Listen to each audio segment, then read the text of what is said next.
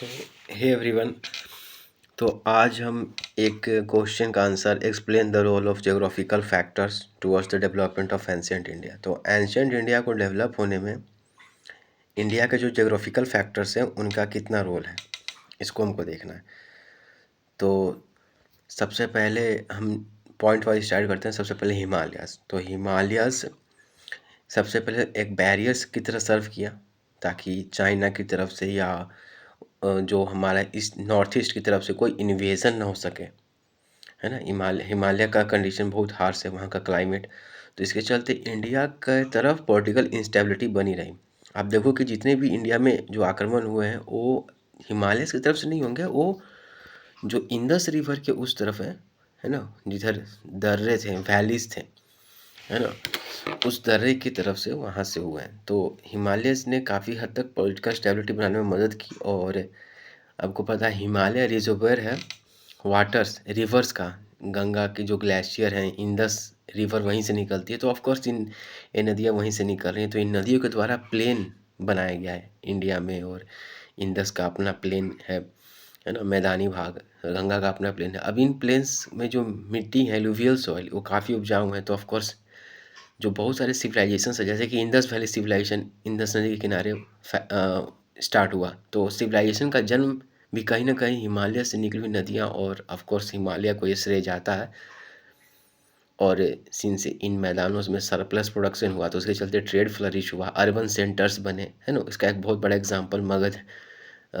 तो आपका जो मगध महाजनपद है गंगा नदी के किनारे ही तो पाटलिपुत्र था। ऑफकोर्स मगध की पहली राजधानी राजगिरी थी, लेकिन बाद में तो वो पाटलिपुत्र ही आई।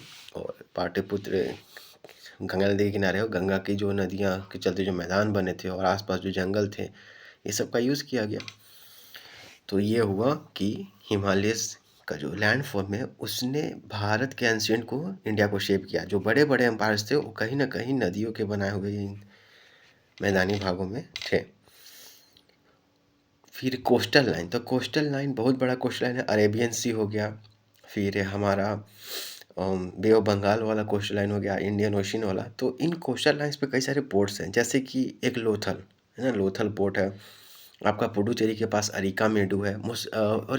तो इन सभी जो कोस्टल लाइन्स पे जो पोर्ट्स हैं, उन पोर्ट्स पे वर्ल्ड ट्रेड, मतलब इंडिया ट्रेड करता था दूसरे देशों के साथ, जैसे मेसोपोटामिया के साथ, रोमन एम्पायर के साथ। अधिकतर क्या ट्रेड होते थे, तो प्रीसियस स्टोन्स एंड जेम्स होते थे, गोल्ड होते थे।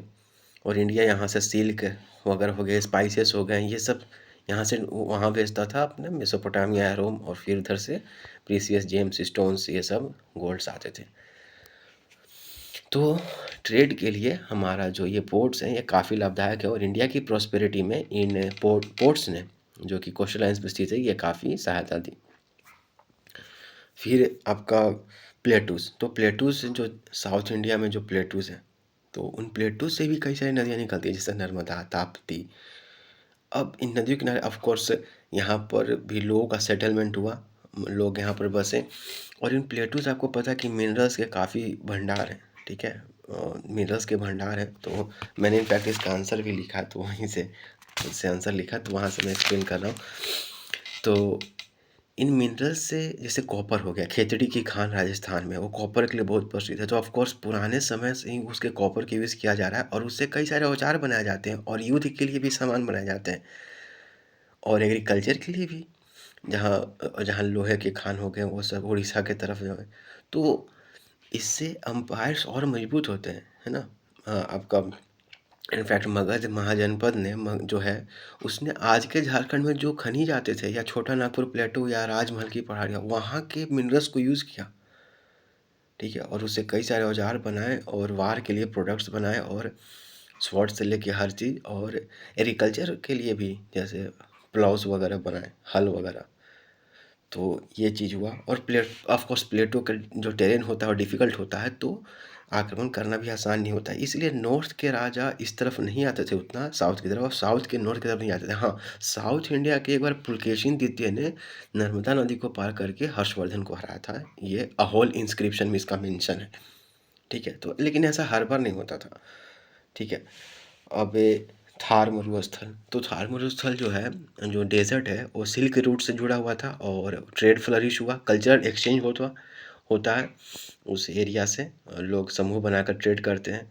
तो और ऑफ कोर्स एक चीज़ हिमालय में और भी ऐड करना है कि जो हिमालयस के जो माउंटेन्स हैं, कई माउंटेन्स के नाम जैसे कैलाश पर्वत, ये सब नाम हैं, वो स्पिरिचुअल इम्बॉडीमेंट का काम करते हैं हिंदुइज़्म के लिए और बुद्धिज़्म, ये सब के लिए। जब भी कोई ऋषि संत वो सब वहाँ जाते हैं ताकि सॉलिट्यूड के लिए, मतलब है ना, हिमालयस के एरिया को ज़्यादा पसंद किया जाता है for spiritual point of view. तो कहीं ना कहीं फिलॉसफी और ये सब के लिए भी वो हिमालयस का हमारा है। तो इन सब चीज़ों ने भारत के एंसेंट इंडिया को शेप किया। जो आज इंडिया है, ऑफ कोर्स हिस्ट्री जो होता है कहीं का, वो उसके जोग्राफिकल लैंडफॉर्म के चलते शेप होता है, तो वो भी इंडिया के साथ हुआ।